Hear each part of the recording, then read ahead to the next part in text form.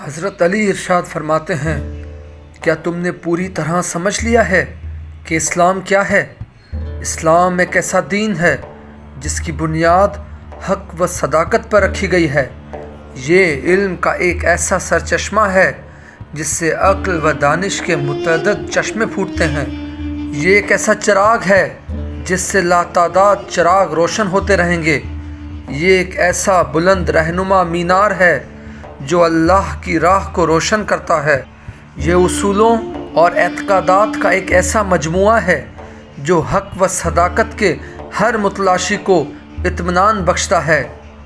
اے لوگوں، جان لو کہ اللہ تعالیٰ نے اسلام کو اپنی برترین خوشنودی کی جانب ایک شاندار راستہ اور اپنی عبودیت اور عبادت کا بلند ترین معیار قرار دیا ہے۔ اس نے اسے اعلیٰ احکام، بلند اصولوں، محکم دلیلوں، ناقابل تردید تفوق اور مسلمہ دانش سے نوازا ہے۔